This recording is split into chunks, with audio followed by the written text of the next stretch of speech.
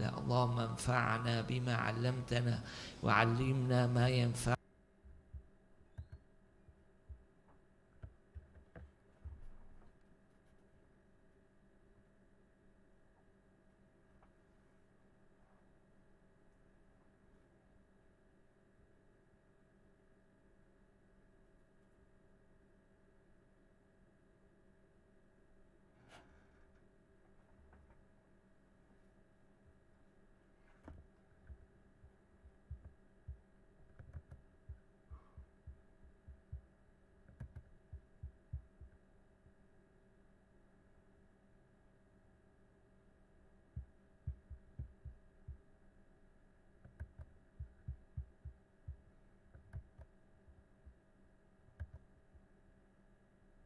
Or of friends, you know, or you name it, you know, again. Yani here, the means think for all of us, you know, the believers, when you look at the favor of Allah subhanahu wa ta'ala, namely of making you possessing something, and secondly, to make you rich with your numerous people, you know, among you, of those who know, and you build some relationship with them, you know.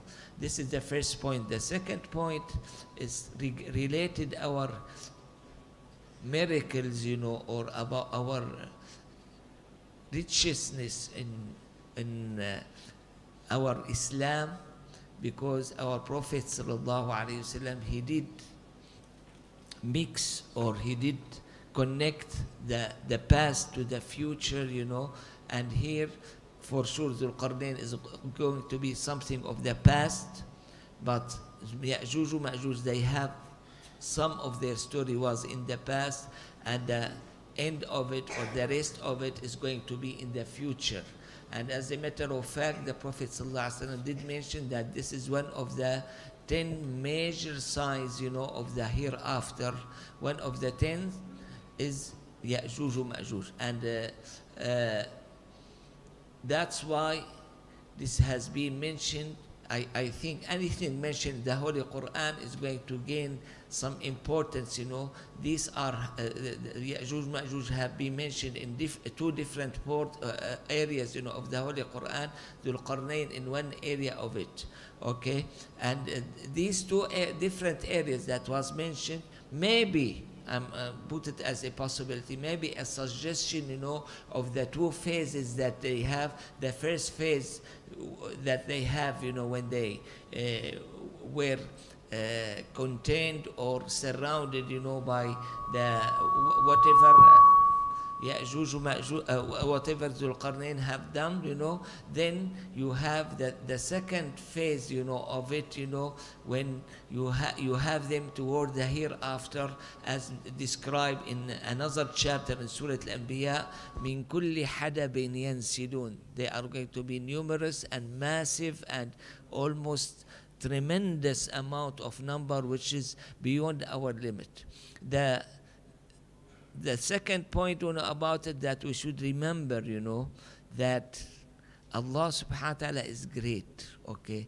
That the description of Dhul Qarnayn, the description of Ya'juj and Ma'juj, according to the verses in the Quran, according to many ahadith, follow me, in my understanding, in my intellectual analysis, in my experience in this life, it sounds like impossible, okay? But here, it's impossible, you know, according to the human level. It's not impossible, you know, according to Allah subhanahu wa ta'ala level, because Allah subhanahu wa ta'ala is absolute. And this is, they are not gods, they are not anything else. They are to show you the extraordinary come from Allah subhanahu wa ta'ala, or in different way to tell you about how you should get close to Allah subhanahu wa ta'ala. And as I said, you know, before, you are going to gain this from the massive knowledge given to you by who? By the Prophet sallallahu alaihi wasallam. I don't have direct channel to Allah subhanahu wa ta'ala to understand these matters, you know. That's why I was honored, I was too rich, you know, knowledge-wise, for those who is going to be in that particular time, for the past, never, but for the future, maybe, okay, they are going to know how they should deal with such an extraordinary event, how they should apply it to their life. Okay, so what I'm trying to say, should make all Muslims, proud of their resources, namely Allah subhanahu wa ta'ala. Secondly, the Prophet sallallahu alaihi wasallam. Thirdly, this holy Quran that we have. And here, I know that I was not asked, to speak about these issues, but these issues, they are surrounding you. They are with you all the time, as a Muslim person, I'm sorry to tell you, I'm speaking about myself. I don't speak about the other.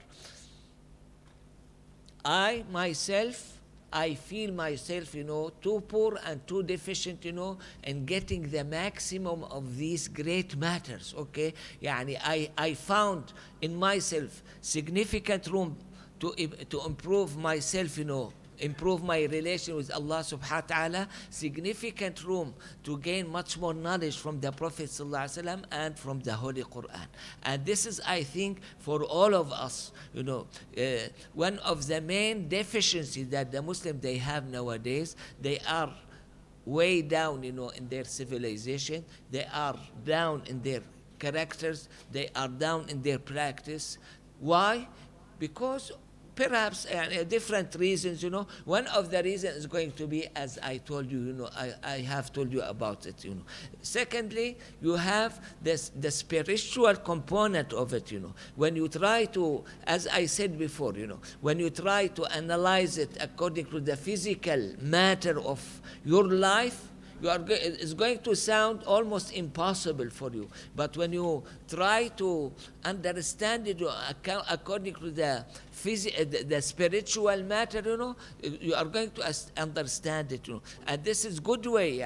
In one hadith, the Prophet ﷺ, when he spoke about Ya'juj wa Ma'juj, he spoke about the angels and how they are much more larger in number than the Ya'juj, Ma'juj. They are not gods, okay? They have very sophisticated quality, okay? And the number, they are much more larger than Ya'juj wa Ma'juj. That's why this tells us, as I said, in indirect way, how to fix my relation with Allah subhanahu wa ta'ala.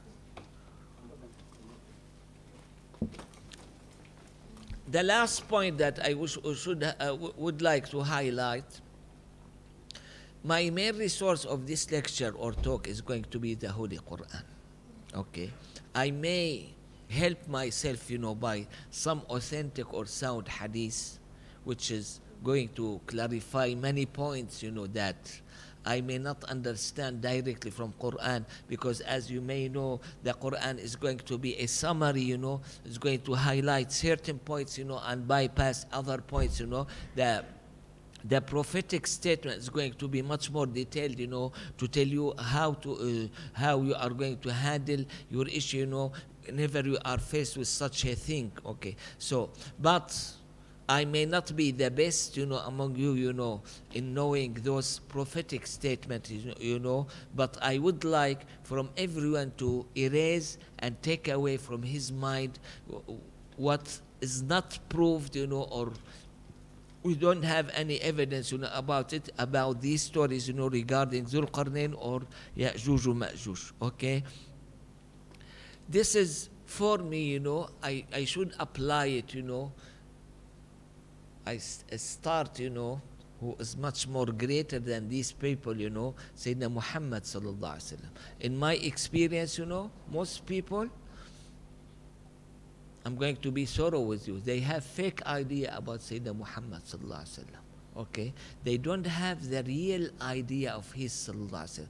Usually I tend to give this example. If you have two persons, which is impossible, to have the same quality, and one of them was wounded badly, and hurted badly, in Uhud, as happened to our Prophet sallallahu alaihi wasallam, and the other one was saved of it, When we take it, as what we love or what we like or whatever, what we imagine, for sure we are going to love the second person, much more than the first one, But when you look at the reality, and this is what was chosen to to the Prophet ﷺ from Allah subhanahu wa ta'ala, you should love the first person much more.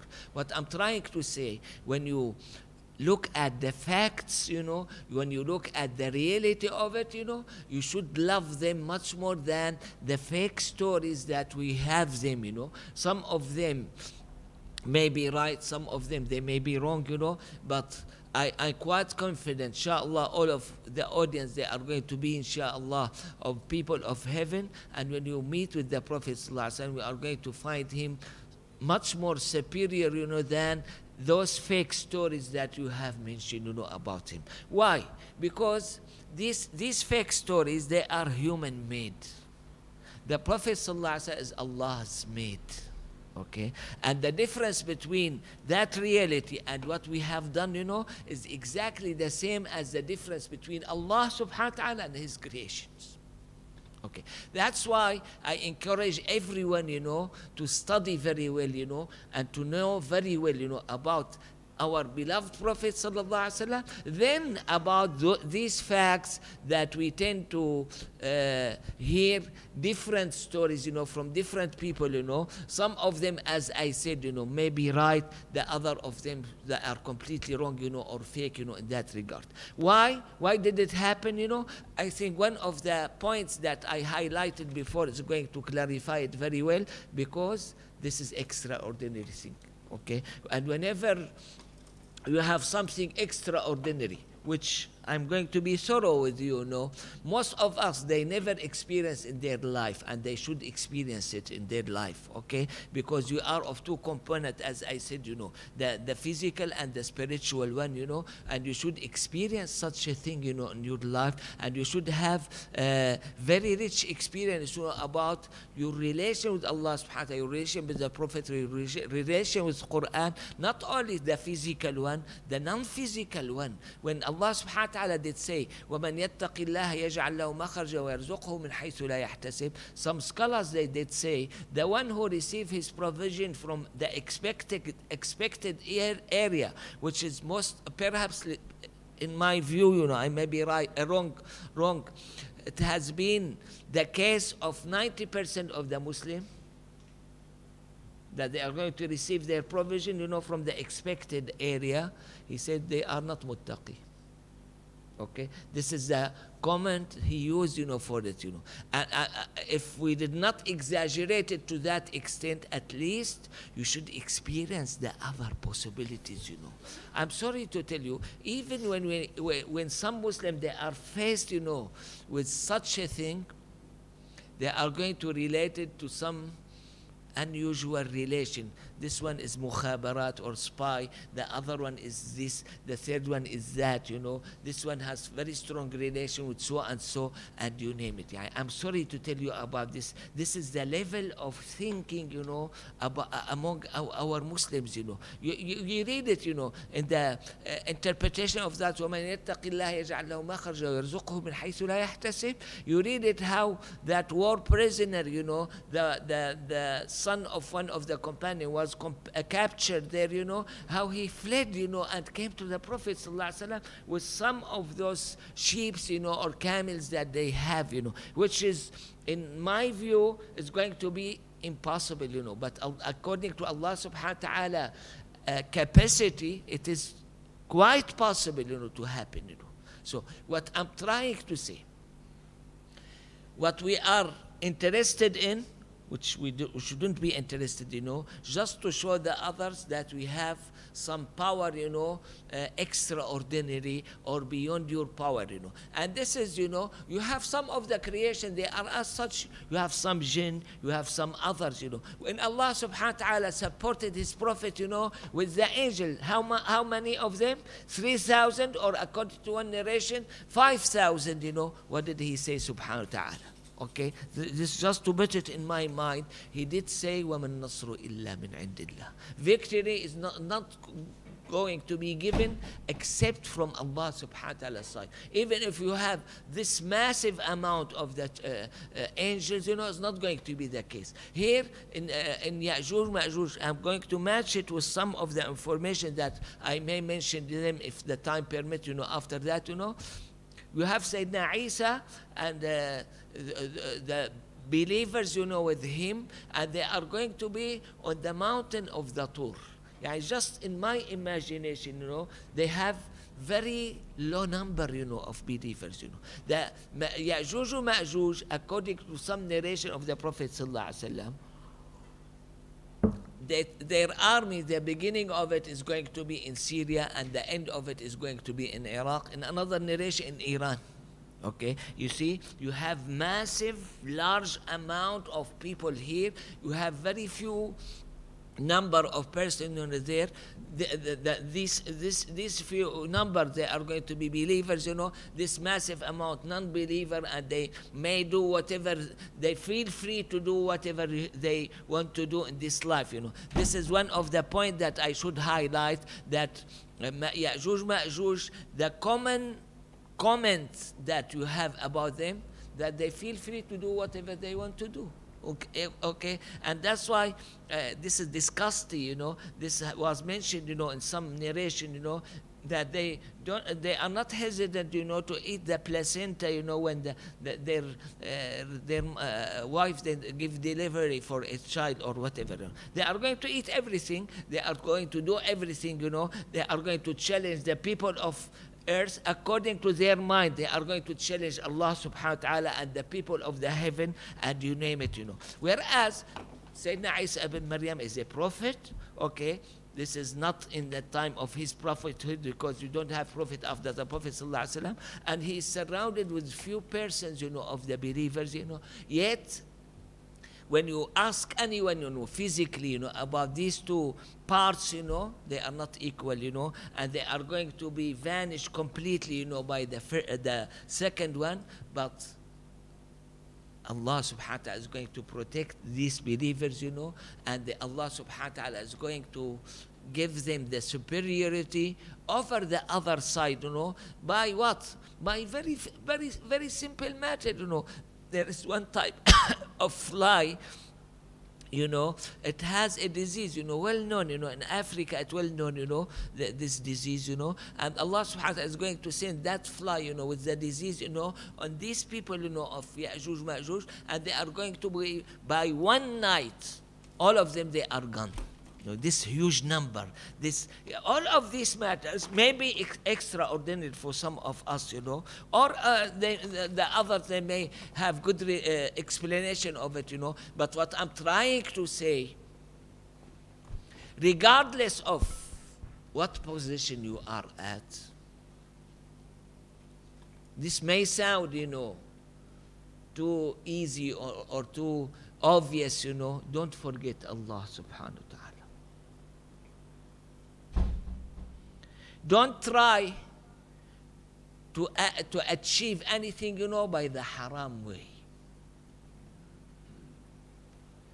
These people, Sayyidina Isa ibn Maryam, this is my imagination, I may be right or wrong, They may have the ability to have some tricky matters, against this huge army, to have it gone there or here, or to have poison or whatever, But as Muslim, you are regulated here. Okay, you are going to be regulated, according to what has been designed for you by Allah subhanahu wa ta'ala. To tell you, most of the Muslims, they are not interested in it, just for the sake that I'm going to have little bit more money. Okay, I forgot here that some of us, they may have a sickness or disease. They may have some problem. They may have some son who is not regulated, and all of this wealth that has been built may be wasted, So that's why the Prophet ﷺ, one of his tasks was to build confidence in Allah subhanahu wa ta'ala. That's why when he gave the definition of zuhud, he gave the definition of zuhud as that to be much more confident in whatever in Allah subhanahu wa ta'ala has than your hand. Okay? And this is I'm not here. I'm sorry. Even I went outside, the subject, but I feel it. It's really needed, nowadays, when you speak about these issues, I'm not going to bring you a story, of the companion or of the prophets or what. I fully believe in them, I fully believe that Allah subhanahu wa ta'ala never changed, and He's the one who granted them, with this, and He has the full capacity to grant any one of us, with it, okay? But I'm going to bring to you, something in our time. It happened in US, not elsewhere, how that person, he achieved that matter, because of begging Allah subhanahu wa ta'ala, because of asking Allah subhanahu wa ta'ala. This is a new Muslim who was not Muslim, and he want to rent an apartment, in US. And I'm not that familiar, perhaps your people will be much more familiar about it. It needs a lot of regulation to go through, And the manager of that apartment, these apartments, he said, I'm sorry, I'm not going to rent you any of the apartment, because he was in prison, and he was then went out, and he doesn't have any of those regulations, or needed paper, for his apartment, And he called his mother, who was Muslim, who is Muslim, I think still alive, who is Muslim, and again she converted from non-Islam to Islam, okay, and she spent the whole night, crying, and begging Allah subhanahu wa ta'ala. In the morning, that manager, he told him, okay, I'm going to rent you this apartment, I changed my mind. Okay, this is for me. Not for that particular person who rent the apartment. For me, it tells me that what you hear, what you read in the stories, it's available in our time. Why it doesn't happen to that person who has cancer and the other one who has problem and the third one? Why? Because he seek help, in someone else or something else, except Allah subhanahu wa ta'ala. I give this example all the time, when someone gets sick, I think here you have some regulation, in UK, he's going to go to one physician, but in other areas he may go to more than one physician, and if someone got sick, he's going to go to the first physician, and when the treatment failed, he's going to go to another one, and when the treatment failed, he's going to go to the third one. I put it, in this scenario, up to 20%, of these doctors, humankind. Then the last one is going to tell him, sorry, we don't have treatment to your disease. At that particular point, the Muslims, they are going to remember Allah subhanahu wa ta'ala. I'm not telling you, don't go to the physician, when you are sick. No. When you go to the physician, you should have at first, before going to the physician, that no cure is given to you except if Allah subhanahu wa ta'ala will. Okay? Don't rely on the medication, on those physical measurements that we have it with the count of it, which is what? Too expensive. What the count of it? To forget Allah subhanahu wa ta'ala. Okay. I'm telling you, even the most one, connected to Allah subhanahu wa ta'ala, in such a setting, our setting, he tend to forget Allah subhanahu wa ta'ala. Why? Because you have everything easy, you have everything available, I did see some luxurious car, going to show in the screen, you have gas station here, you have a restaurant there, your speed is this. All of these matters, is going to make the person, forgetting Allah subhanahu wa ta'ala. Forget how Allah subhanahu wa ta'ala run these things, When you want to travel, in the old days, even if you are high figure or whatever, you should make, even if you have some doubt, about Allah, you are going to have complete reliance on Allah. Why? Because everything, at home, is going to be changed dramatically for you when you go outside, And this is one of the problem, you know. And don't misunderstand me. I'm not telling you these matters, they are haram. No, they are halal. But when they become, you know, to make you forget Allah subhanahu wa ta'ala, it's going to be much more harmful to you than the haram things, you know. Because Allah subhanahu wa ta'ala, this is my view, is the most important identity in your life. And whenever you give preference for anyone over him or anything over him, I'm in a problem. I heard this statement, you know, that we are going to do this, you know, and make istighfar after it. I'm not here to tell you that Allah subhanahu wa ta'ala not accept istighfar. Allah subhanahu wa ta'ala is the greatest one to accept istighfar and to be merciful. And Allah ghafirur rahim. Okay, but here I have problem. What problem? I have that problem that I was not that confident in Allah subhanahu wa ta'ala. I had much more confidence, you know, in these matters, you know. Allah subhanahu wa ta'ala instructed me to go that way. I'm going to go this way. And then, oh Allah, sorry, you may forgive me, you know, I beg Allah subhanahu wa ta'ala forgive me. This is by itself means, firstly, you don't know Allah. I don't know Allah subhanahu wa ta'ala. I don't trust Allah subhanahu wa ta'ala. I don't have reliance on Allah subhanahu wa ta'ala. And the outcome of it, I don't love Allah subhanahu wa ta'ala. Okay? And for sure, Allah subhanahu wa ta'ala of no need, you know, of us, you know. He has a huge number of people there, you know, loving him, you know, trusting him. And even though this huge number of people, he is not of need of any of them, you know. Okay? This is for yourself.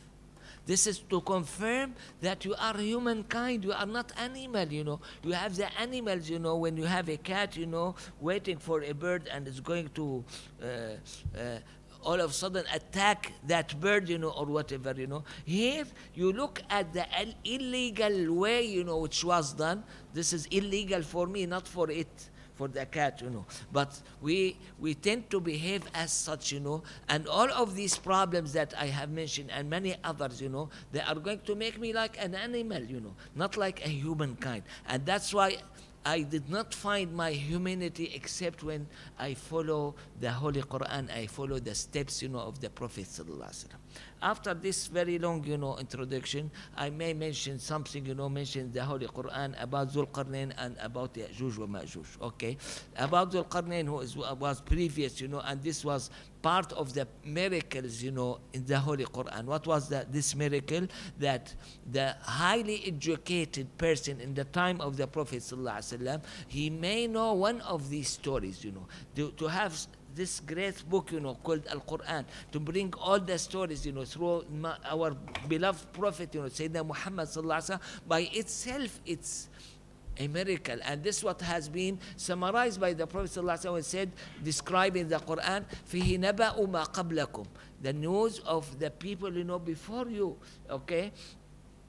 Now I'm sitting with you, you know, I'm not going to know anything, you know, about your past. Okay, but here the Quran did clarify in very effective, you know, and very precise way, you know, some of the stories, you know, of those previous people, you know, in different patterns. Some of these people, they are going to be at the top, you know, of humanity, because the prophethood, you know, in my view, you know, is the best thing to achieve, you know, in this life. And this is the case of the prophets, you know. That's why I look at the prophets, you know, at the top, you know, or the summit, you know, of all humankind, you know. And this is going to enrich my knowledge and my practice and my relation with Allah subhanahu wa ta'ala when I hear and listen to such thing, you know, that Allah subhanahu wa ta'ala did not mention about all prophets, you know, and all messengers, you know, in the Holy Quran.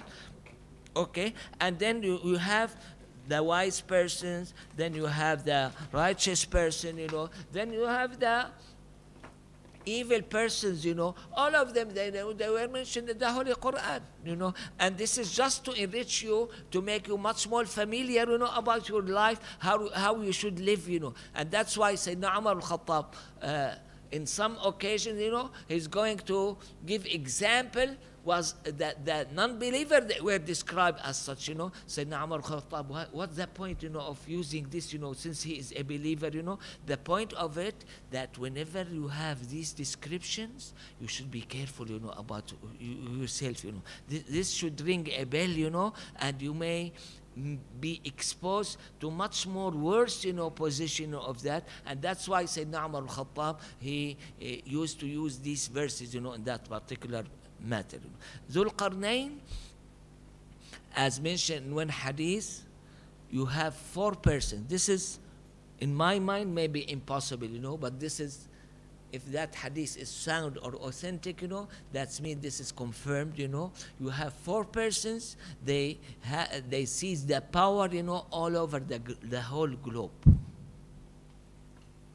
2 of them, they were Muslim believers, and 2 of them, they were non-believers. Okay, the 2 of them who were believers are, one of them is Prophet, you know, Sayyidina Sulaiman. The second one is Dhul Qarnayn. Okay, the 2 non-believers, Namrud and Bukhtanasar. Okay, they seized the whole globe. Okay, in power. And this is for Dhul Qarnayn. We have massive controversy in what time he was, and some of them, they may say he was in the time of Sayyidina Ibrahim. The others may say otherwise, you know. The third person portion, they may say he is the Alexander, you know, that, you know, his history, you know. But this, in my view at least, you know, these are the least number, you know, of people, you know, who spoke about Dhul Qarnayn. So here we are speaking about a king. Allah subhanahu wa ta'ala enabled him to seize the power, you know, in the whole globe. And this has been mentioned, you know, in the Holy Quran. And Allah subhanahu wa ta'ala start by the west, not by the east, you know. And this is what I have heard from one of my shaykh. This is a not explicit, you know, but you may understand it from it, you know, that the earth is like a globe. Why? Because Allah subhanahu wa ta'ala said that person, or Dhul Qarnayn, he went to the west. Then what did he say? ثُمَّ أَتْبَعَ سَبَبًا. He did not say he returned back. Okay? You have the story of Sayyidina Musa and Khadir. When Sayyidina Musa and his fellow, you know, they were there. What did Allah subhanahu wa ta'ala say? فَارْتَدَّا عَلَىٰ أَثَرِهِمَا. They returned back. Okay? Whereas in the story of Dhul Qarnayn, you don't have as such, you know. And this is that he completed his way. How? Don't ask me, by ships or by walking, you know, from the north up north, you know, or by other maneuver that they have in that particular time. I don't know. Okay, till he reached what? The east. For me, this is very clever, very intelligent, you know, note given to me by one of the shaykh, that this is a proof of the globe, you know, that the earth is like a globe, you know, in the Holy Quran, okay, that Allah subhanahu wa ta'ala said, ثُمَّ أَتْبَعَ سَبَبًا. He did not say he returned back. Okay, you got this point? It may be right, or because it's not explicit, okay? Then he reached the area, you know, of the east, you know, or the beginning point, you know, of the east, which up till now, you know, you have it, you know, when you say Friday, when you say Saturday, how you are going to judge them, you know, according to the first point, you know, the east is going to be the first one to have the coming day, you know. Then you go all the way till the west, you know, till California, you know, and other areas in US and South America. Okay, this is just to tell you about how Allah subhanahu wa ta'ala did mention about the journey, you know, of Dhul Qarnayn. Then he reached those people, Ya'juj wa Ma'juj. What I'm trying to say, I may be right, I may be wrong, okay? That Ya'juj wa Ma'juj, they are between the Middle East, you know, and the East. Why? Because this description given by Allah subhanahu wa ta'ala may give a hint, you know, about it, you know.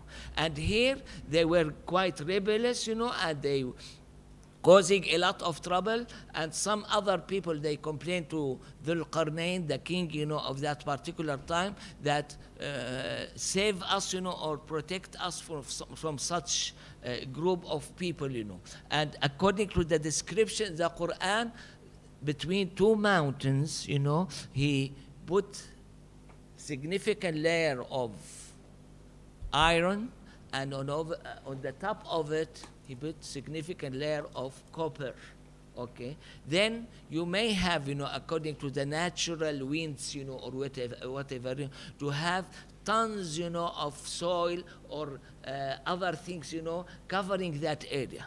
Okay, it may be looked at, nowadays as a mine, of copper, or iron. Okay, this is good question, They are still alive, they still available, Some may say in the modern science we don't have any signal, about them, Why? Because of this massive coverage. The human made and Allah subhanahu wa ta'ala made, and the extraordinary of it, that Allah subhanahu wa ta'ala, in His will, He wants to keep these people, to the hereafter. That's why they are not going to be uncovered till the time to get out, And this time of getting out, even though, I'm sorry to tell you, for me, it may not mean a lot, For the Prophet ﷺ, he did wake up, This is in Bukhari and elsewhere. He did wake up with red face, He said, La ilaha illallah, wailun al-arabi min sharrin qad iqtarab, futiha al-yawma min radmi ya'juj, hakadha. Then in one narration like this, in the other narration like this, okay? And this is a matter of some message, to me, to give me the hint that this is going to be one of the major fitna, in this life. Is going to change many of the settled down, matters that we have in our life, by this huge number, of people when they invade according to them, they invade the whole areas, of the earth, which still alive, at that particular time. Okay, so here I should and you should have much more significant, response to such a statement, come from the Prophet ﷺ, because the Prophet ﷺ did wake up. No, he did not wake up only. He said, "Ayqizu sawahib al-hujurat." Make the wives, wake up. Why? Even though the Prophet ﷺ and his wives, they were saved, of such a negative, event, but just to, you see, anything is going to happen, in the earth, according to the Prophet ﷺ tradition, is going to connect it to Allah subhanahu wa ta'ala. It's going to ask Allah subhanahu wa ta'ala. Sometimes he may pray, sometimes, and this is mentioned, in different area. كان صلى الله عليه وسلم إذا حزبه أمر صلى. Whenever he has a problem, he's going to start prayer. The problem, in the life of the Prophet ﷺ, I look at the seerah that I understand. You have a lot of problems. You have massive exposure. And whenever he has asked such, he's going to start praying, sallallahu alaihi wasallam. And this is to tell me what, whenever you have main event, on this earth, the Prophet sallallahu alaihi wasallam is going to relate it to Allah subhanahu wa ta'ala, find his relation. He has the greatest relation with Allah subhanahu wa ta'ala, to find his relation with Allah subhanahu wa ta'ala and to start praying, We are completely heedless, of such a thing, We are going to give this reason or that reason, or this explanation or that explanation, To tell you how silly is the humankind, I'm going to tell this story. The humanity on the earth, they have been for a long time, I'm not going to discuss for how long they have been, But I imagine, in all of their stay, on the earth, they have sickness, they have disease. In the old books, you read that this sickness or disease, this comes because of bad wind. And this was the case for thousands or millions of years, till that French person, he discovered that there's some germs, some small creation there. You see how silly is humankind, yani? He has some problem related to him, may make him die, sometimes, and he has completely wrong explanation of it, I don't know if that French person, Pasteur, has the right explanation of it or not, but you see, I don't remember in what time he was, for the last 200 years, we have complete change, Is it possible to have such a thing, happen, after that, and they are going to laugh at us, and say how ignorant they were, these people, to think that the germ or the bacteria did so, and you have another factor. You see what I'm trying to say? Something concerning me, something related to me as a humanity, it has been going on and on, for a long time, without knowing what the main purpose, or main reason, behind it, till it was fine, I don't know if it was right or left. So what I'm trying to say, Allah subhanahu wa ta'ala did leave this for us, to study, to have our experiments, or whatever, But please, please, please, this should be my attitude and yours, Don't judge Allah subhanahu wa ta'ala according to it. Okay? Don't say, Ya Allah, this is right and this is wrong. No. You are not permitted to do so, You may judge yourself. You may judge the others. You may tell the others, Now we tell the others, fully, those who were before that French person, they were completely wrong, in our view, We may be wrong also. Okay? You got that point? Yani here, we have, as Muslims, we have this overlap. What do I mean by overlap? You have two items, in your life. The item, how you are going to deal in this life. You are going to have your experience, I'm going to buy this from the grocery, and try to cook them, If I enjoy the taste of it, I'm going to buy it again and again. Okay, if I did not enjoy the taste of it, even though everyone enjoyed the taste of it, I'm not going to buy it, This is a matter of experience. Okay? Why? And Allah subhanahu wa ta'ala, out of His wisdom, He made certain very limited regulation. He said, this is haram, don't try it, the haram materials there, But you have a huge amount, of halal things, for eating. What's applicable for eating is applicable for clothing, it's applicable for treatment, it's applicable for many of those life activities that we have nowadays, okay? So these matters, they are well built, in experiences, I'm not going to speak up, about it or experience it. So on the other hand, you have something called religion. How do I define religion? Religion is a relation between a humankind and Allah subhanahu wa ta'ala, or His Lord. Okay. When you have such a relation, come from a dominant end, that dominant end is going to dictate on the other. Do this, don't do that. And that's why in religion, it's a completely different story. It's not a matter of experience. Allah subhanahu wa ta'ala did condemn those who felt that it's a matter of experience. He said, وَمِنَ النَّاسِ مَنْ يَعْبُدُ اللَّهَ عَلَى حَرْفٍ فَإِنْ أَصَابَهُ خَيْرٌ اطْمَأَنَّ بِهِ وَإِنْ أَصَابَتْهُ فِتْنَةٌ قَلَبَ عَلَى وَجْهِهِ. Even they, in the interpretation of that particular, verse, that in the time of the Prophet ﷺ, the Bedouin is going to try this new religion, if he has much more rich, better outcome, his sheep, are much more, he has more tents, or whatever, this is good religion. If it's otherwise, this is bad religion. He's going to return back to his original religion. You see, this is silly and very unscientific, and impractical, point. When you have this relation with Allah subhanahu wa ta'ala, it's a matter of transmission. And Allah subhanahu wa ta'ala gave the difference between this, What did He say subhanahu wa ta'ala? يَعْلَمُونَ ظَاهِرًا مِنَ الْحَيَاةِ الدُّنْيَا وَهُمْ عَنِ الْآخِرَةِ هُمْ غَافِلُونَ. They are quite highly educated, highly civilized, The way we look nowadays, in this life, but they are completely heedless, about the hereafter. Okay, that's why you shouldn't get them over each one,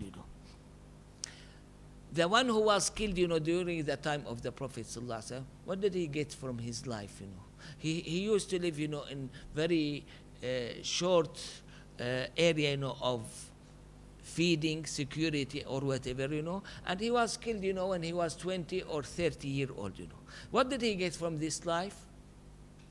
My answer is going to be the least or almost negligible when we compare him to the people nowadays. How did they live? How do they eat, drink, and have all of these matters, So, but that person, he gained a lot, of his relation with Allah subhanahu wa ta'ala. He gained a lot, of his relation with the Prophet sallallahu alaihi wasallam. To the extent, this is in my mind, and I might be wrong or right, but I'm quite confident that I'm right, about it. If you give him a choice, would you please come to our time? He'll say, no, sorry, I don't like to come to your time. Why? Because Allah subhanahu wa ta'ala did give him, something that make him, forget those luxurious items that we are interested in. Okay, and that's why you are going to find those great people, I'm going to be thorough with you, Either you look at them as crazy, or they are of different pattern, that they came from different planet or different satellite or whatever, or they did know something that we did not know. They have tasted something that we did not know. That's why when Allah subhanahu wa ta'ala praised Sadatan and Muhajirin wal Ansar, I'm not going to say immigrant and helper, okay? When He praised those who come after them, the praise of them was by two items only. To have this peaceful heart, to be toward everyone, and to make dua to those who were predecessor, to before in your life, This is the only good matter Allah subhanahu wa ta'ala found, among our people, Okay? And this is by itself is going to tell us, a much. So here, about Dhul Qarnayn, he built that dam, or he may be called as a dam, but maybe much more complicated than this, because Allah subhanahu wa ta'ala did describe in the Holy Quran about two mountains, and how He covered them, and this coverage, has been left alone, or you have a lot of soils, coming to it, or whatever, and that's why, Allah subhanahu wa ta'ala, when He gives the description, of the people of this life, what did He say? وَظَنَّ أَهْلُهَا أَنَّهُمْ قَادِرُونَ عَلَيْهِ. They thought that they are in charge, and they have the complete control of everything, in this life, which is not. Allah subhanahu wa ta'ala did not accept this, or confess this, that as a fact. He said, وَظَنَّ أَهْلُهَا أَنَّهُمْ قَادِرُونَ. They thought that they have the control of everything, And that's why you hear sometimes, of these extraordinaries. Up till now, okay, the atheists or non-believer, they are going to say, this is incredible, I don't have any good explanation of it. But for you as a humankind, you are going to be subjected to the physical and chemical and other rules, of Allah subhanahu wa ta'ala in this life.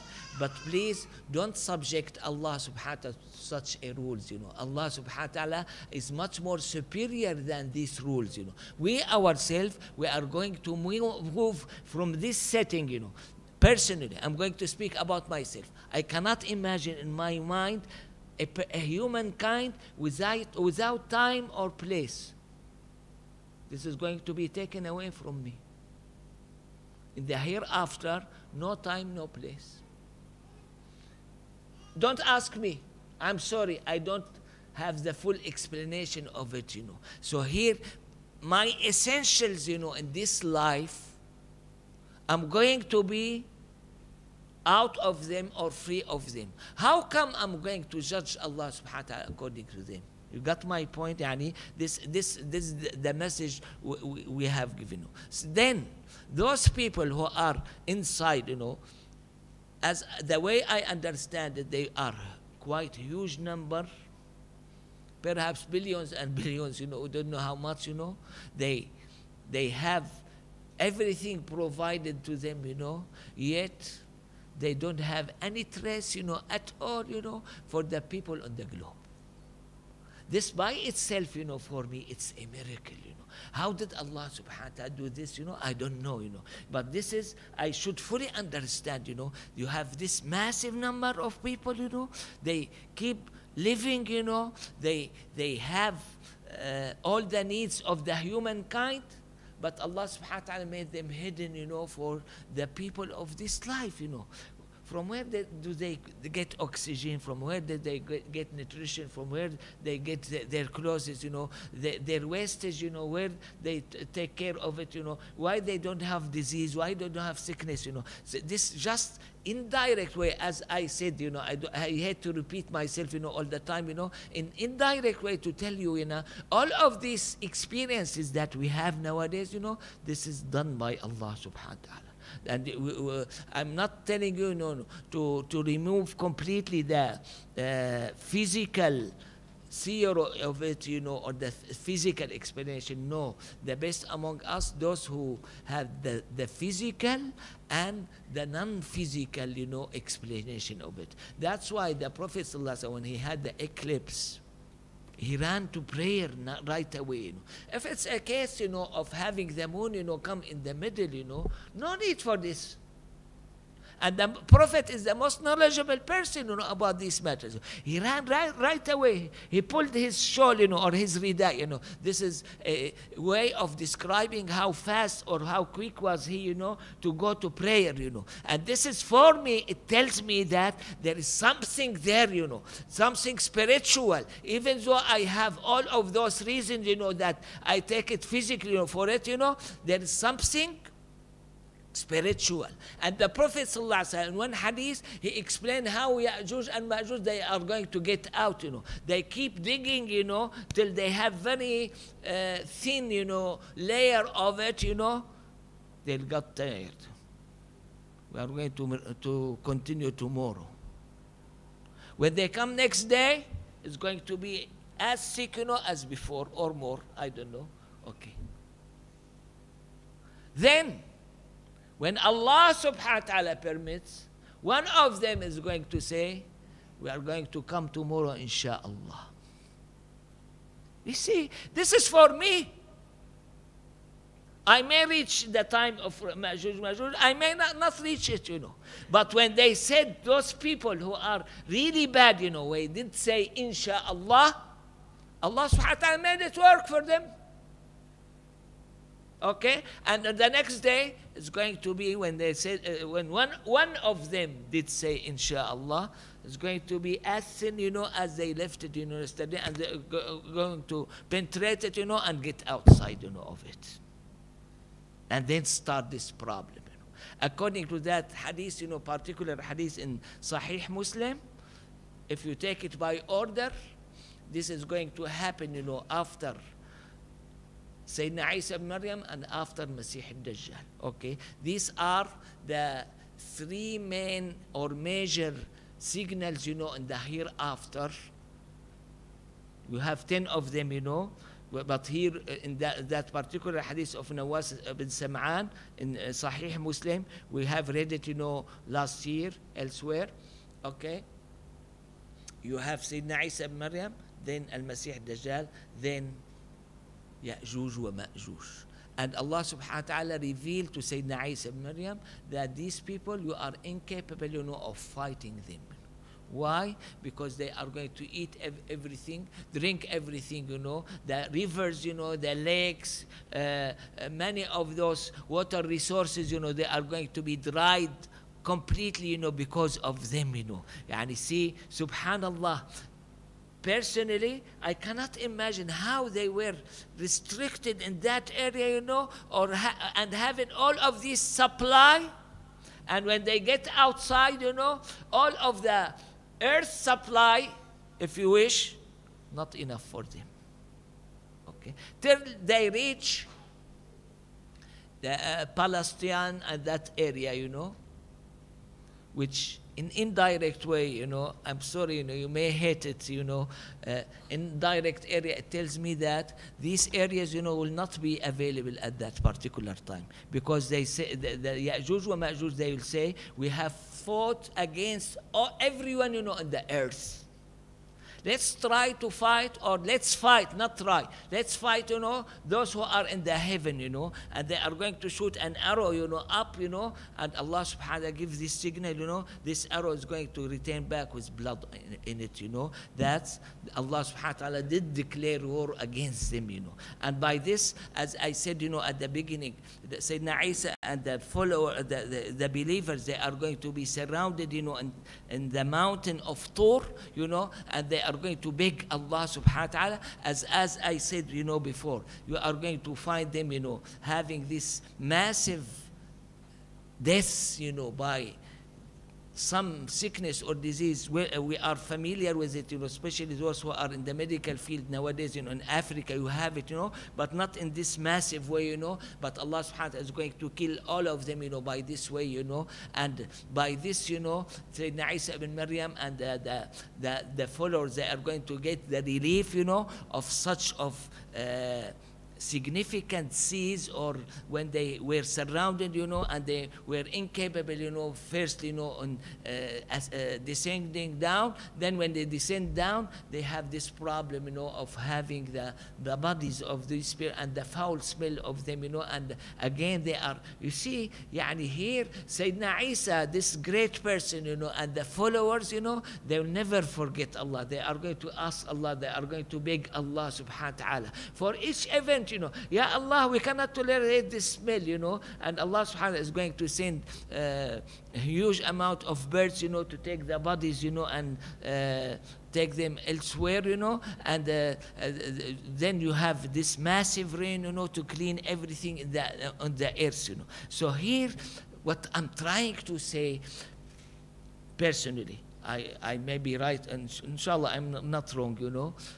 Personally, I'm going to look after myself, you know, by knowing how Allah subhanahu wa ta'ala has his actions, you know, and how the humankind, regardless of how massive or how big or how highly sophisticated, they are going to be under the supervision, you know, of Allah subhanahu wa ta'ala, for certain wisdom, you know, from Allah subhanahu wa ta'ala. And after that, you know, after this massive and very heavy and difficult, you know, event happen, you know, after that, in one hadith, I don't know if it's right, you know, the Muslim or the believers, they are going to stay on the earth for 10 years, you know, worshipping Allah subhanahu wa ta'ala. Then they will have this wind, you know, come, this wind, you know, okay? This wind come and take all the souls, you know, of the believers, you know, and on the earth you are left, you know, with the non-believer. They are going to live for 100 years, you know, without regulation, without religion, without anything, you know. They may worship some idols, they may have their own rules, you know, or whatever, you know. وعليهم تقوم الساعة. This is what the Prophet ﷺ said, that قيام الساعة. يعني here when you speak about that particular wind, this is number 4, you know, of those 10 major, you know, signals, you know, of the hereafter, you know. We have spoken about it. These are great events. I have complete belief in them, you know. They have been mentioned, namely Dhul, Qarnayn, Ya'juj, Ma'juj. They have been mentioned in the Holy Quran, you know. They are going to take place, you know. The description, to be honest with you, out of my experience, you know, for some of the events took place in my life. Before they happen, you know, I'm going to put in my mind certain explanation of that particular hadith. To be honest with you, this is my experience. Yours may be completely different, you know. is going to be completely different. But it match 100% what the Prophet ﷺ did say. I say, bi abi anta wa ummi ya Rasul, as if we are observing these matters, you know, when it happened. So I'm sorry about this piece of information. I may be completely wrong about all of my explanation, which come from my side. I know that the Holy Quran and the prophetic statement, they are precise, you know, but anything I explained from my side may be completely wrong, you know, and that's why I think it's time, you know, to leave the stage for any question, you know, if there's any question.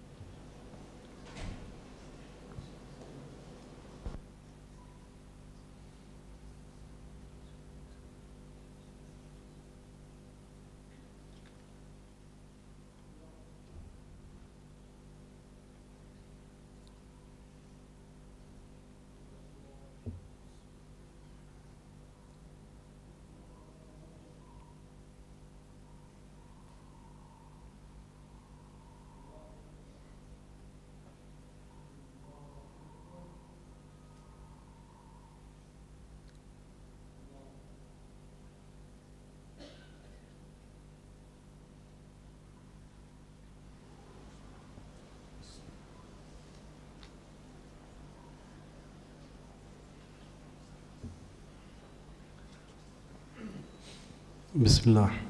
First question. Assalamu alaikum. Assalamu alaikum. Could you please tell us more about Khadir alayhi salam, especially with regards to a hadith concerning him? What is the correct way to view Khadir alayhi salam? This is not our subject, you know, but anyway, I'm going to try to answer it briefly, you know. You have massive controversy about him. Is he still alive or not, you know? I believe that he's still alive. There's massive controversy. Is he a prophet, you know, or not? I think he is a prophet, you know, and he has certain tasks. I think he's not a prophet, okay, and he has certain tasks, you know, in this life. This is briefly, you know, about Sayyidina al-Khadir. Why he was called al-Khadir? Because as narrated in Bukhari, because he sat on a piece of the land, you know, which was completely without any plants, you know, and when he stood up, you know, the whole area, you know, under him became green, you know, because that's why he was called al-Khadir. His name is Bulya ibn Malkan, not al-Khadir, and his kunya is Abu al-Abbas.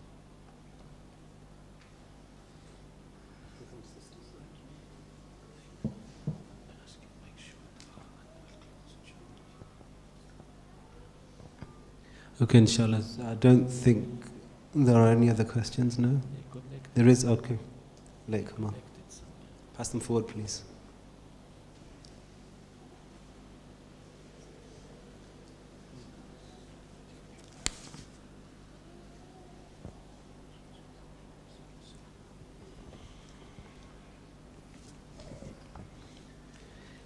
In the time of Yajuj and Majuj, the believers will seek refuge with Isa alayhi salam on the mountain.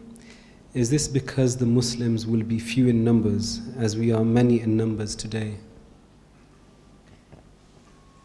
As Allah subhanahu wa ta'ala said when he revealed to Sayyidina Isa ibn Maryam, you are incapable, you know, of fighting these people, you know. This is regardless of the number of the believer or the non-believer, you know. You are incapable, you know, of fighting these people, you know. Dhul Qarnayn was capable, you know, of seizing them, you know. But Sayyidina Isa ibn Maryam, according to the revelation, he was or he is incapable of. So now when you say because of number, because of equipment, because of this or that, this is different story. But what mentioned in that particular hadith in Sahih Muslim, that this is the reason behind it. I have heard a scholar mention Yajuj and Majuj are already here. He mentioned they could be the Vikings. What do you think? I think no. Why? I'm going to be scientific, inshallah. Because these are the major signs, of the hereafter. And according to another hadith, this like tasbih, when you have the thread is cut, they are going to happen one after another, and the hereafter is going to be right away after it, To have them available, this is a matter of liquefaction, of these extraordinary matter, firstly, and secondly, to make the Muslim feel relaxed, just carry on, on your life, or whatever, This was not the attitude of the Prophet ﷺ. He woke up, with red face, and he asked to wake up, all of his wives.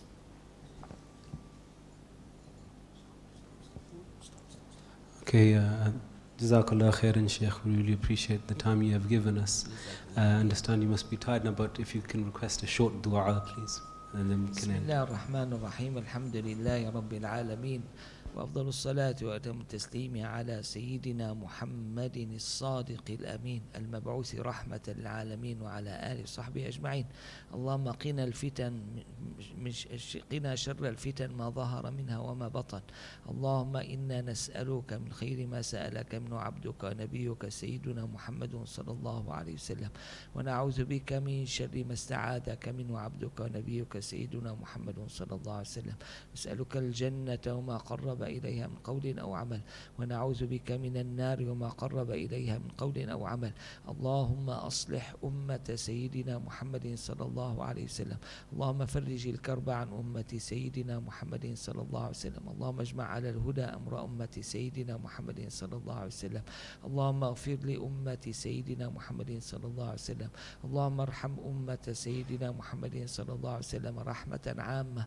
اللهم أعز أمة سيدنا محمد صلى الله عليه وسلم. اللهم انصر أمة سيدنا محمد صلى الله عليه وسلم. اللهم اجبر أمة سيدنا محمد صلى الله عليه وسلم. اللهم أغث أمة سيدنا محمد صلى الله عليه وسلم. اللهم استر نسوة أمة سيدنا محمد صلى الله عليه وسلم. اللهم أهلك أعداء أمة سيدنا محمد صلى الله عليه وسلم. اللهم يا من لطفت في خلق السماوات والأرض ولطفت بالأجنة في بطون أمهاتها، الطف بنا وبسائر المسلمين في قضائك وقدرك لطفا يليق بكرمك يا أرحم الراحمين. اللهم أسمعنا خيرا وأطلعنا خيرا، ورزقنا الله العافية وأدامها علينا، وجمع الله قلوبنا على التقوى، ووفقنا لما يحب ويرضاه. ربنا لا تؤاخذنا إن نسينا أو أخطأنا. ربنا ولا تحمل علينا إصرا كما حملته على الذين من قبلنا. ربنا ولا تحملنا ما لا طاقة لنا به. واعف عنا واغفر لنا وارحمنا، أنت مولانا فانصرنا على القوم الكافرين. واغفر اللهم لنا ولوالدينا ولمشايخنا ولمن له حق علينا ولسائر المسلمين أجمعين. سبحان ربك رب العزة عما يصفون، وسلام على المرسلين، والحمد لله رب العالمين. ربنا تقبل منا بجاه النبي صلى الله عليه وسلم. سر الفاتحة.